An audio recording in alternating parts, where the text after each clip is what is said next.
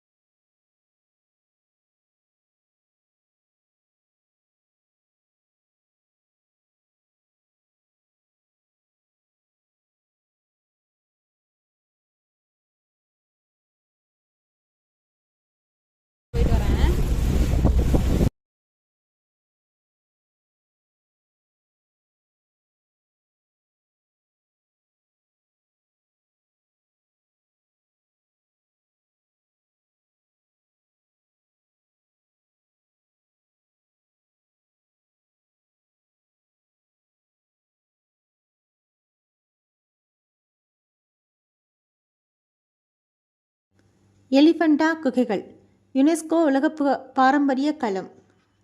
எலிஃபண்டா குகைகள் உலக பாரம்பரிய பட்டியலில் உள்ள பெயர் 20 அடி உயரமுள்ள மும்முக சிவன் சிற்பம் மும்பை கடற்கரைக்கு அப்பால் மும்பை துறைமுக பகுதியில் அமைந்துள்ள காராபுரி தீவில் அமைந்துள்ளது. போர்த்துகீசியர் இத்தீவு எலிஃபண்டா தீவு என பெயரிட்டுள்ளனர். 1987ஆம் ஆண்டில் இந்த குகைகளை யுனெஸ்கோ நிறுவனம் உலக பண்பாட்டு பாரம்பரிய களமாக அறிவித்தது. பல உள்நாட்டு வெளிநாட்டு சுற்றுலா பயணிகள் இங்கு வருகின்றனர். இங்குள்ள சிற்பங்களை துப்பாக்கி சுடும் பயிற்சிக்கு இலக்காக போர்த்துகீசியர்கள் பயன்படுத்தியதால் சில சிற்பங்கள் சிதைக்கப்பட்டுள்ளன. இக்குகைகள் 9 முதல் 13ஆம் நூற்றாண்டுகளுக்கு உட்பட்ட சில்காரா அரசர்களின் காலப்பகுதியாக சேர்ந்தவையாக கருதப்படுகிறது. இவ்விடத்தை சேர்ந்த சில சிற்பங்கள் ராஷ்டிரகூடர் மற்றும் சாளுக்கியர் காலத்தை சேர்ந்தவையாக கருதப்படுகிறது. எலிஃபண்டாவின் திருமூர்த்தி சிலை எனப்படும் சிவன் சிலையின் 3 முகங்கள் மும்மூர்த்திகளான பிரம்மா, விஷ்ணு, சிவன் குறிப்பதாக கூறப்படுகிறது. இது ராஷ்டிரகூடர்களின் அரச சின்னமும் ஆகும். நடராஜர், சதாசிவன் ஆகியோரின் புடைப்புச் சிற்பங்களும் அர்த்தநாரீஸ்வரர் சிலைகளும் ராஷ்டிரகூடர் காலத்தை சேர்ந்த பிற கலை படைப்பாகும். இக்குடவரை கோயில் தொகுதி சுமார் 60,000 சதுர அடி பரப்பளவில் அமைந்துள்ளது. இவ்விடத்தில் அழகிய புடைப்புச் சிற்பங்கள் ஒரு சிவன் கோயிலும் இருக்கு. பாறைகளின் குகைகள் குடையப்பட்டுள்ளன. சிவன் குகையில் தூண்களும் மண்டபமும் அழகாக குடையப்பட்டுள்ளன. கங்காரமூர்த்தி, துவாரபாலகர்கள், அர்த்தநாரீஸ்வரர், கைலை மலையின் சிவன், பார்வதி, கைலை மலையை தூக்கும் ராவணன் அப்படி எல்லா சிலையும் இதில் இருக்குது.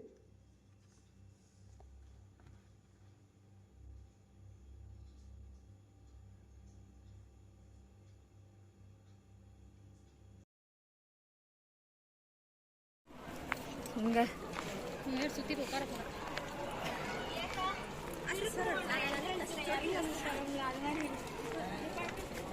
ஆனால் இது ரொம்ப மேக்னிஃபிஷன்ட்டாக இருக்குது. நல்லா அழகாக குக் பண்ணியிருக்காங்க. செதுக்கி எடுத்துருக்காங்க. ஒரு இடத்துல கொஞ்ச நேரம் உட்கார்ந்தா சொல்கிறேன். உட்காருவோம் ஒரு இடத்துல 60s 70s ஒரு ரொம்ப வருஷங்களுக்கு முன்பு கட்டப்பட்ட ஒன்று. அப்போலாம் நம்ம மூதாதையர்களே பிறந்திருக்க மாட்டாங்க.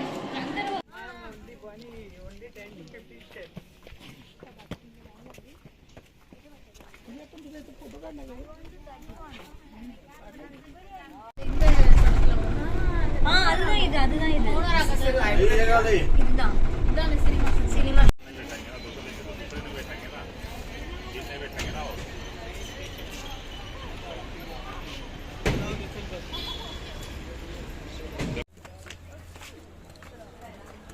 சிக்கன் பிரியாணிலாம் இருக்குங்க.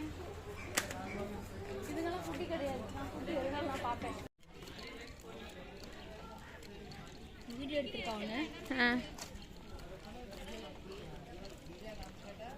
எங்கிட்ட இருந்து வருதுங்க இதுங்கெல்லாம்?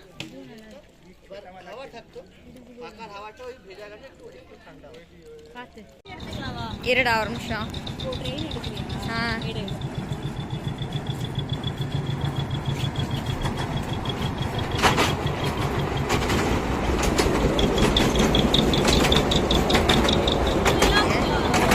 எல்லாம் ஃபாரினர் தான். பாவைகளா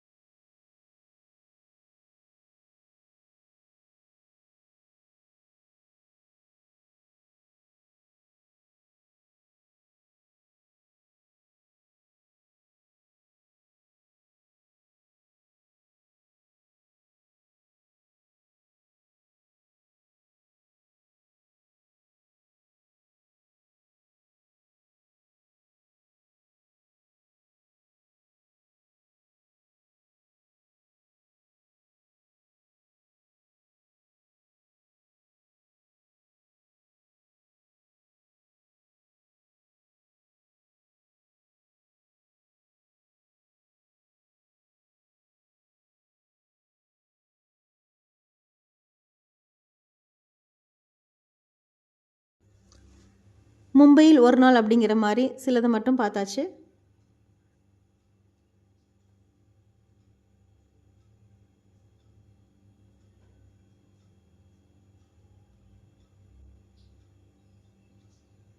Thank you. Please subscribe our channel.